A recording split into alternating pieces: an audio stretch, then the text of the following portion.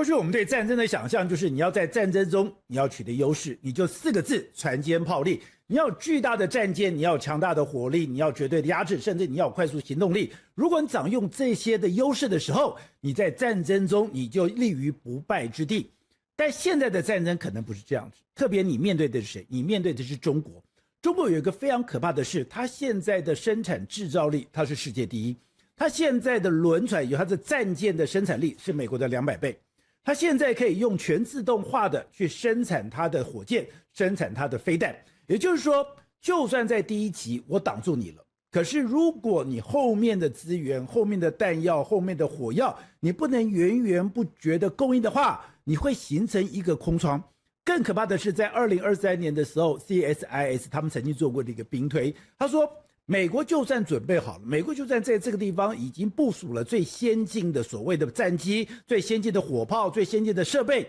可是可怕在哪里？因为中国如果打台湾，它一定会饱和攻击。那如果饱和攻击的话，以目前大家的配比来讲，8天就打完了。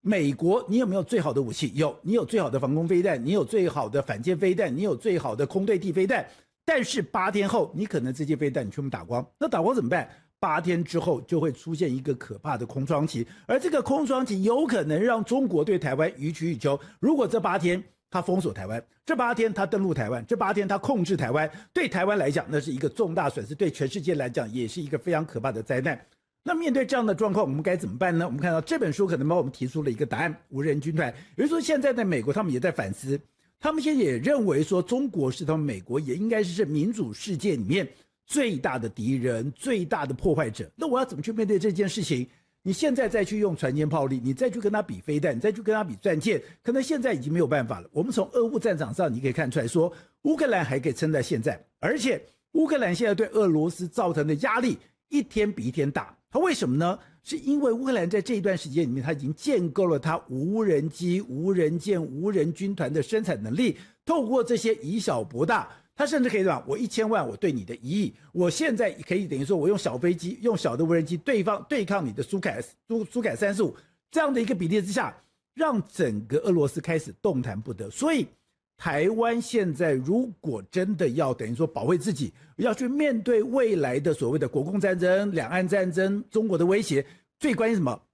我现在才慢慢理解说，哦，原来我们不是要多买2颗爱国者飞弹，我们不是要多造2颗雄3飞弹，更重要的是，我们台湾能不能建构我们的无人机、无人舰的生产能力？如果我们有非常好的完整的生产链，面对中国的侵犯，我们可以源源不绝的生产这些东西，源源不绝的在战场上对对方产生了威胁，对产生破坏，这样的中国才会不敢来越雷池一步。所以我们今天就要好好来谈谈这个无人军团，也就是说，到底在这个无人机、无人舰的这个状况下，台湾要做到什么样的地步？在这样的地步下面，台湾拥有这个生产链，我真的可以面对中国的威胁吗？所以我们就请到这本书，也是我们来过我们节目跟我们非常熟悉的萧尚农 Fox 来跟我们讨论。Fox 你好。宝杰哥你好，各位观众大家好。好 Fox， 我看了以后，我突然觉得，我真的觉得说，我们以前都觉得我要安全，对不对？我要买那个什么要买那个战机大战机 F16，我甚至要买这个爱国者飞弹，贵的。当然现在还是重要，你不能讲说我买 F16 不重要，你也不能买我如果可以买 F34，我也觉得很重要。如果你买那个什么，我是装甲部队的，你可以买最好的装甲，我也觉得重要。可是我突然发现无人机更重要，是因为里面你有一个数字，我觉得非常可怕。2023年 CSIS 在这个兵推的时候，双方都准备好了。结果当中国饱和攻击的时候，美国放在西太平洋，也是他准备要去跟中国抗衡的这些弹药，8天就打完了。对，其实在兵推里面他们会有很多种的情况嘛，那是其中的一个情况，就是中国有大量的军舰这个战斗机飞过来了，那一直打结果呢这个总会有交换比嘛，交换比完之后呢，发觉美军的弹药打完了。对，那其实这就会造成刚刚宝杰哥刚刚有讲的，就是中国就可以继续做他们想要做的事情，但美国束手无策。对，那这也在衍生的就是说，现在美国在伊朗在打仗，那现在其实就已经把一些库存给打完。对，那他可能那时候有在讲说，要不要从韩国调一些爱国者飞弹过去，等等的。其实就是说，这其实有点弹药短缺的状况。那不管怎么样，这显示了美国在制造业这边制造这些又贵又产量又稀少的武器的时候，就会觉得哇，那我们必须要找另外一个方式来解决这件事情。那现在的做法就是，比如说像我们在本书里面提到这个 Anduril 这家公司为首的公司，就在讲说，我们应该要让美国再工业化，就是我们能够让这些民用转军用，那才有办法做到大量反制才可以。而且从你的书里面，而且我们最近去看这些资料，你如果单纯做防守，而且用非常先进的武器做防守，那是非常不划算的。对，我们看爱国者飞弹一枚要数百万美金。对。然后呢，你可能，而且你不是一枚对一枚，对。如果对方打一枚飞弹，你可能要2枚到3枚爱国者飞弹，你才有办法拦截到他。那对方如果来的一个简单的无人机，你用了一个非常贵的这个所谓的飞弹，那个台湾对成本来讲你是完全不符合。那这个时间一久，你不要说你飞弹没有，你财政可能都把你拖垮。所以现在维新之计就是在这里面就讲说，为什么帕帕罗讲说我要作为一个地狱景象？因为现在大家都发现说，我传统上的用大量的飞弹，用过去的战机非常不划算，所以我必须要用无人机。对，那无人机按照他们讲，真的是可以帮台湾做了一个防护墙吗？对，刚刚讲这个比喻，他们有一个比喻是在讲说，我们现在呢，就好像我丢一个飞盘过来。敌人丢一个飞盘过来，结果我们用一个保时捷把它撞下来，对，这是一个非常不划算的这个消耗比。对，那中东可能可以这样做，中东人有钱啊，这个油王们非常的有钱，可以买得起，他不差那一颗，不差那个钱，但是问题在于说，制造能量跟不上。对，就即便我有钱了，其实就跟之前我们在炒军购案一样，就是说为什么美军的这些装备都 delay。它并不是只有台湾 delay， 而是全世界的盟友其实都收不到货，连美国自己都制造不出来。那这是最大的问题。对，那我们刚刚讲的是说，现在刚刚讲，我现在就是要用无人机。对，这个时候我就可以给人就说，为什么我这2天不断的谈这个题目，就是我感觉到那个急迫性。因为讲说好，你现在我觉得很妙是好，我觉得我如果是中国，我让你多买2个爱国者飞弹，我不会叫嚣。对，我如果是中国，我让你多买2颗坦克，我也不会叫。你多买几个火炮，我也不会叫，因为在我中国来讲，刚刚讲啊，中国现在的这个所谓的军舰的生产力是美国的200倍，这是美国自己的资料哦。对，如果中国现在也可以用，等于说自动化生产，它的火箭、它的飞弹是自动化生产，它生产速度非常快。对，所以当你的这个战斧飞弹，你需要1个月的生产时间，2个月的生产时间，你的爱国者飞弹需要多少时间？没有，我可能1天就生产完了。所以我在给你比量的时候，可能或许的时候你可以一开始可以拦截到我，可是当10颗、20颗、100颗、200颗的时候，你就完全挡不了了。是挡不了以后，那我让你买有什么关系？对，我消耗你的能力有什么关系？所以你现在看到他这么大方说，我让你买爱国者飞弹，我让你买什么？我觉得那对台湾的防护来讲，安全上来讲，那不是根本的问题啊，不是根本保障啊。对，过去打造这些不管是 F-35等等的做法，都像是一个打造精品、打造保时捷的方式，所以要慢。又要纯手工，又要精致，然后甚至我们必须讲，它在软体上面甚至有一些落后，所以这其实都是一个并不是说它不好，我们还是需要这些武器，但我们需要其他的解法。那新的解法就是说，这些新的军工产业或新创，他们现在做这件事情的思考都是以矽谷思维来做。那矽谷思维有什么？第一个，软体优先，就是说这些人其实都是很知道如何打造 AI， 如何打造软体的公司。第二个是便宜大量，那便宜大量，就是我希望能够降低成本，我不希望再用手工的方式来打造，最好不是特规的，它必须是一般民用的等级，就是到处都可以采购到比较便宜的版本，然后来大量的使用。那第三个是快速的试错，其实这就还是矽谷精神，也就是说，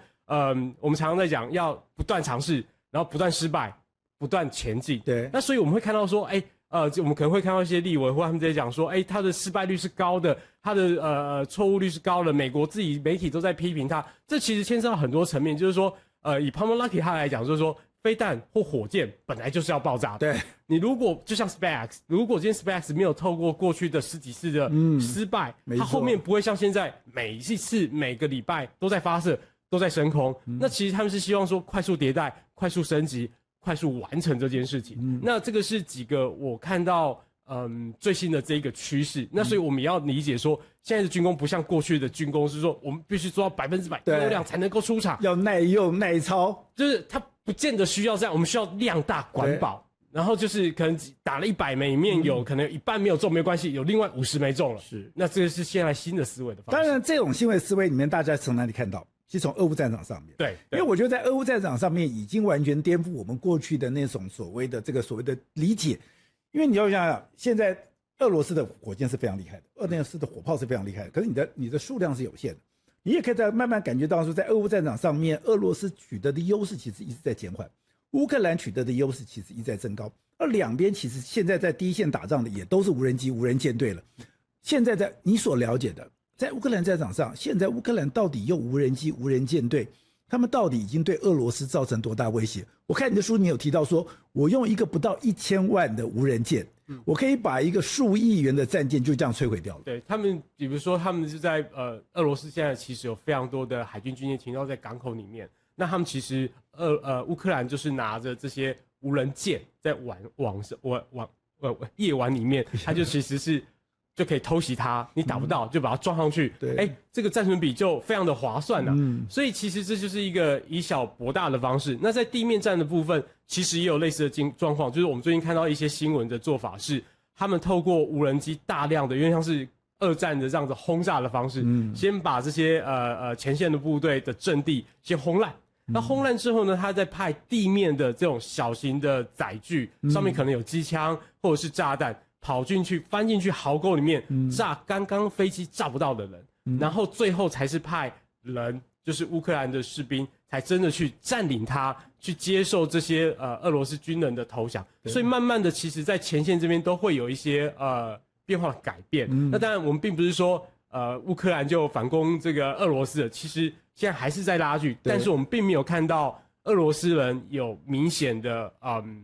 大的进展。对，现在其实是没有的。其实你就看，现在你看到美国其实慢慢在退缩了。其实美国现在的先进武器慢慢也没有在俄乌战场上，可你看到他用他自己的无人机，用他的无人舰队，然后呢，居然慢慢可以控制场面。对，可是控制场面其实有一个最关键，你刚刚讲到是 AI，因为现在用的是 AI 军团，这也是就是说，如果我们今天跟美国合作，我们最强的部分，刚刚讲的就是拉起，他不是说我只是生产无人机，它更重要的是它有一个无人的等于说有一个 AI 的平台。对，那我们刚才讲的那个，另外也有人他们其实在这个现场上面 ，Palantir 的这个也是这样子，就是说美国现在透过这种无人的平台，也就是说透过这个 AI 的平台，它对战场的整个掌控性、主导性都得有多可怕。对，我这是软体开始主宰这件事情的一个特色，这是传统军工他们比较缺漏的部分。那我举几个例子来讲，好，第一个是在乌克兰，其实他们做了一个平台，就是说他们会去记录这些无人机或前线部队他们的作战的攻击，然后把它变成一个 credit， 就是点数。那这些点数可以干嘛？他们其实有一个像电商的东西，他们就可以到这个电商平台上买他们前线部队自己要的武器。那但前线这代表第一个是前线的部队能够真的因为理解自己的需求，知道自己要什么，我要什么枪，我要什么样的小型无人机，我需要什么样的载具，他们就买了。那所以你战绩越好，你得到的武器就是越你想要的。那这会影响到整个供应链跟整个供需的影响，就是卖越好的，也就是前线部队越喜欢的，那就要更加大采买的力道。这是第一个，这把它变成像是一个即时战略游戏或第一人称射击游戏游戏化的概念，这还是软体的部分。那我们刚刚讲 Palantir 就是这个政治水晶，它在这一次的这个美伊的战争里面，其实它策划了这个整个战争。过去呢，可能在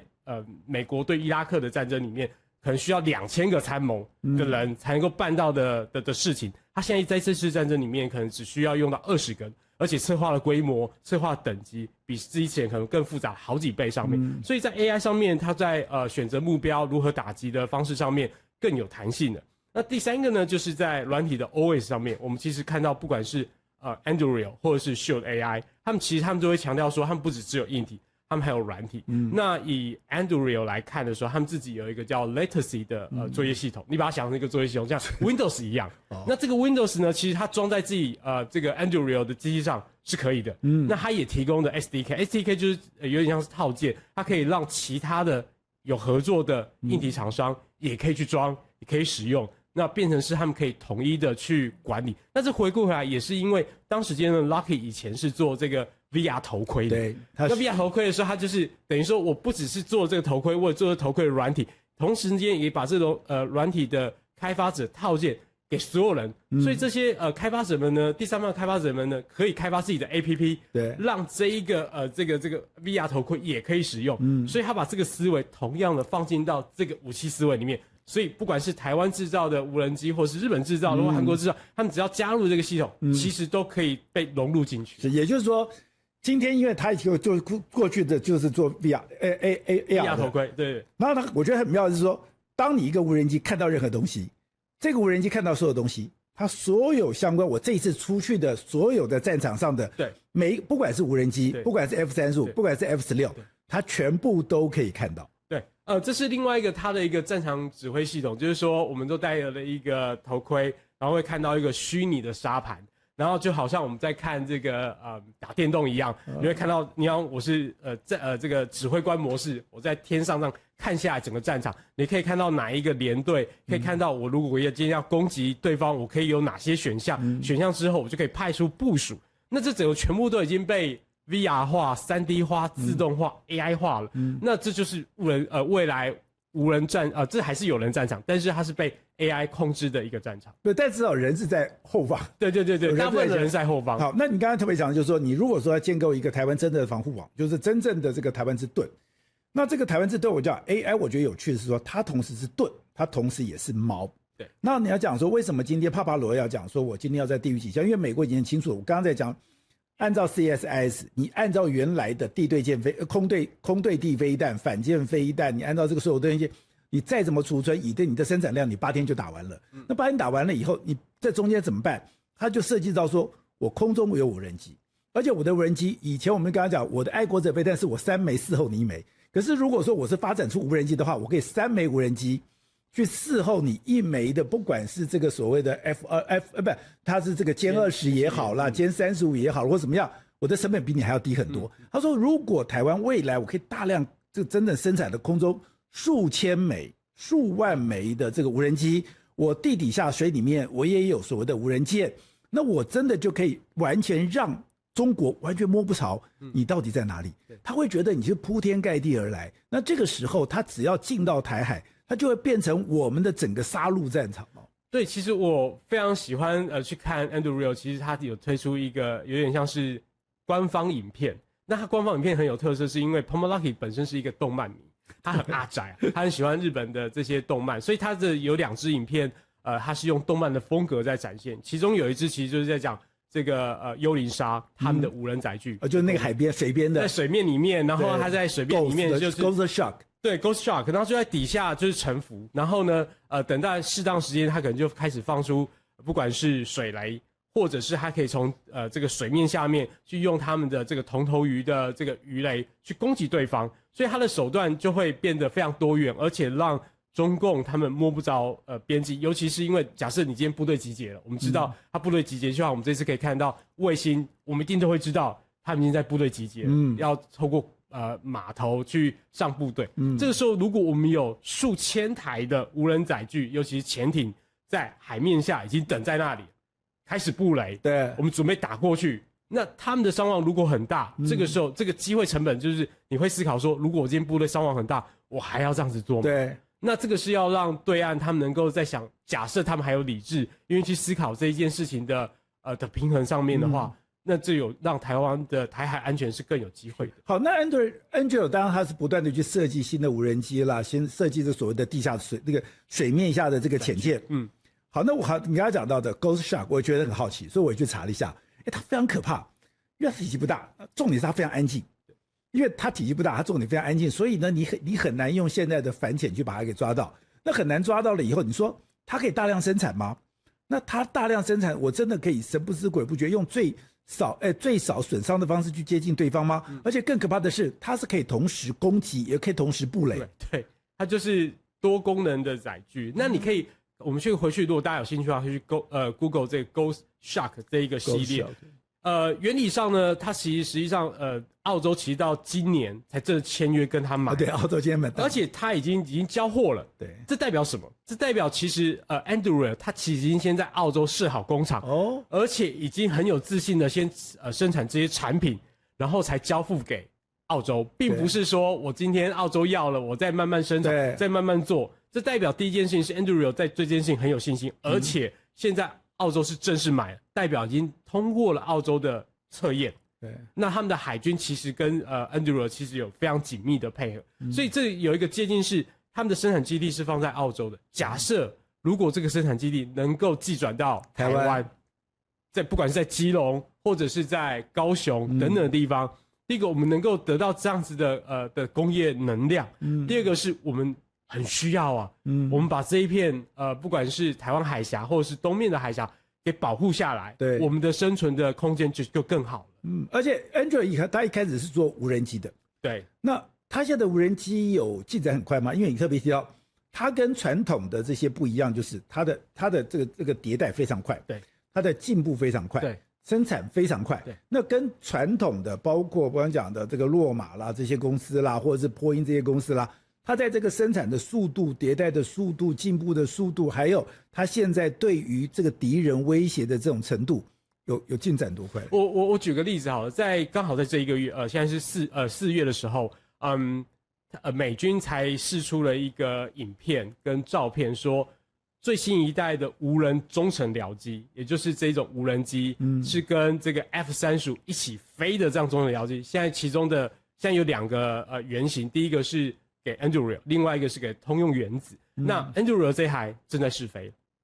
所以你可以看到他们已经在配合在使用这件事情，这是美军当中程僚机了，当中程僚机了，这是一个正在进行式，这不是说它是个落后的，而且它在标案的时候其实打赢的。刚刚你这样讲，洛马这些传统的军武公司，其实这是已经是他们是一个 equal 的状态了，所以这不是说我们会拿到美国不要的次等货，这是美国正在使用测验的最新型无人机。好，那我们台湾这边当然要特别强调说，在未来的战争里面，特别是对中国这样的一个对手，你有很好的质那是不够的，你要有大量的量，因为中国就是有量。那如果说他今天他是铺天盖地的对你这样子进行攻击，你就算有再多的准备，再多的这个消耗品，你可能很短的时间里面你都会消耗殆尽。那消耗殆尽的时候，我们刚刚就特别强调，你就必须要自己要有一个生产链，你必须要有不断的这个生产能力，不断有新的武器能够到了前线。现在乌克兰的状况就是这样，乌克兰因为有自己的生产链，所以它不可以不断的生产，而且您刚刚讲到，你必须要低成本，你必须要这个快速的这个所谓的这个生产的这个要快速生产，要低成本，你才可以应付这样的一个战争的需求。不过那 Fox 就问呢，那台湾呢？我们现在要做啊，可是说你台湾又没有做无人机啊，你做无人机，你要大陆的、中国的这个什么那个什么无人这个大疆对大疆无人机，它做的比你更好啊，你要更厉害。而且我还看到那个有个报告是说，在这几年，2024年，他们的浙江大学他说他们那个有那个10台无人机，对，然后穿过竹林，对，还可以追踪一个目标，就是说那个目标穿过竹林躲他们。那10个无人机去追他，那我看了以后，你就想那画面很可怕。你有看《卧虎藏龙》对不对？对，《卧虎藏龙》最可怕，为什么要经过那个竹林？因为竹林很细，它非常不容易侦测，而且竹林会飘。你到了那里面，它会转来转去，所以你要侦测、你要判断、你要闪躲，那都是很难的。它居然中国在这个上面，居然浙江大学可以10台通过竹林，完全没有受到阻碍，甚至继续抓到那个目标。表示中国在这上面很强啊。对，其实我们在看，其实我们也很担心。第一个是我们去看去年的这个阅兵的时候，他们当然就展现出他们非常多的这种无人载具，不管是无人机啊，或者是潜艇等等的东西，你都觉得哦，其实他们有在做，也考虑得很认真，正在进行。那你看到他们的这个 CCTV 的军武频道，你会看到说他们在做蜂群的打击，就是它很像有一台这个卡车里面的一个集束箱里面可能会有50、80、100台这样子的无人机，它可以蜂群的去攻击敌人。那这个都已经在他们的一些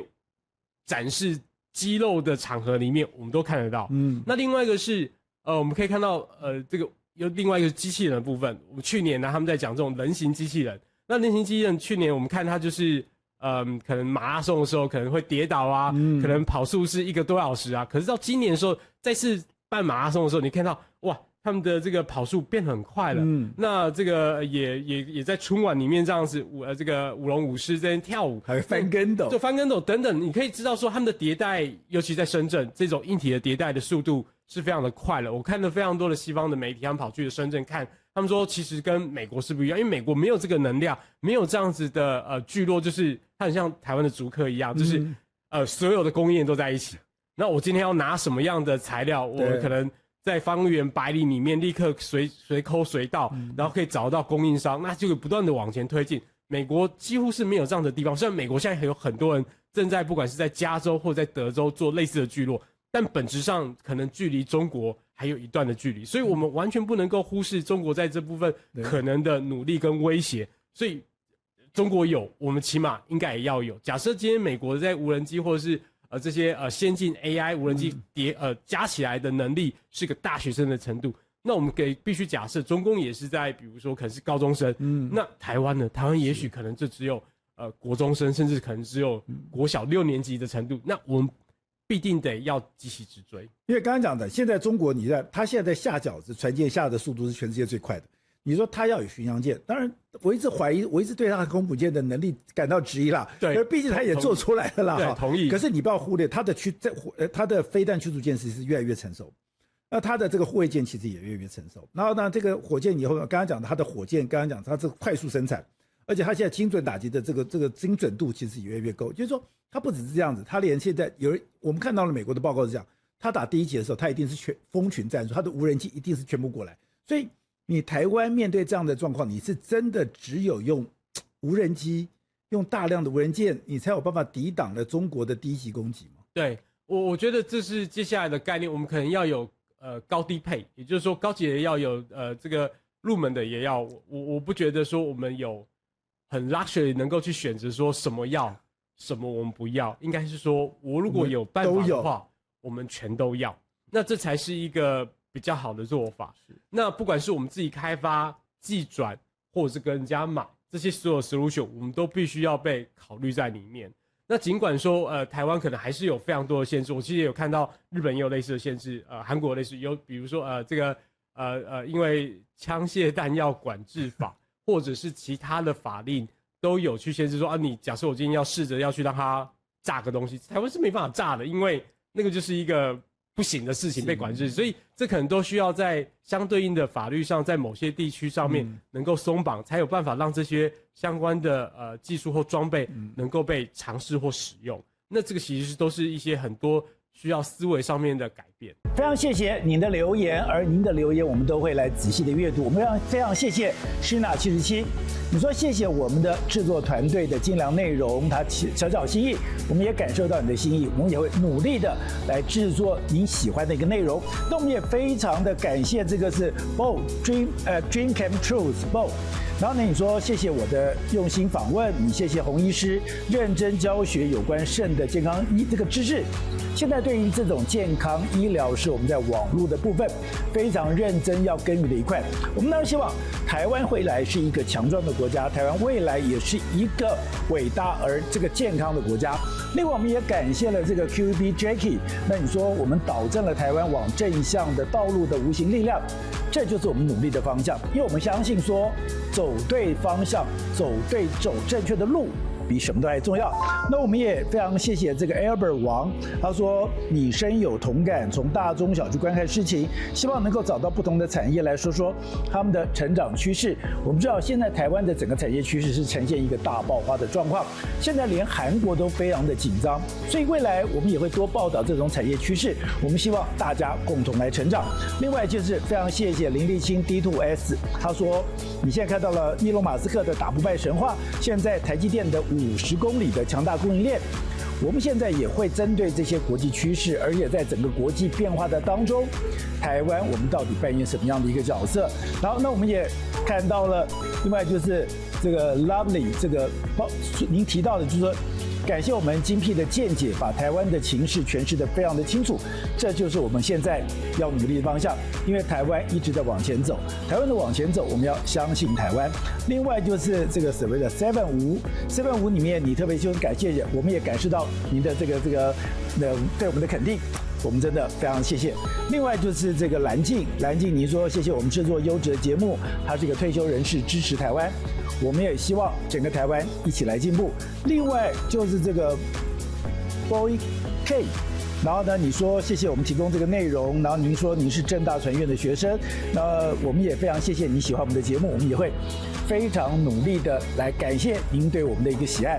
另外就是 Kenny KH4TC， 那你说很久没有看到宋老师了，那就宋国成宋老师。那你当然我们在两岸国际之间，我们也会多做这样的一个报道，甚至就是一个 Helen Pan。然后呢，你说谢谢明老师，明老师是我们非常重要的访问的来宾，未来他也会定期来上我们的节目。非常感谢您这个喜欢我们也会非常认真，我们非常感谢，因为这么多人喜欢我，对我们来讲那是一种责任，那也是一种我们需要的这种所谓的使命，我们会好好的把这些工作做好，谢谢。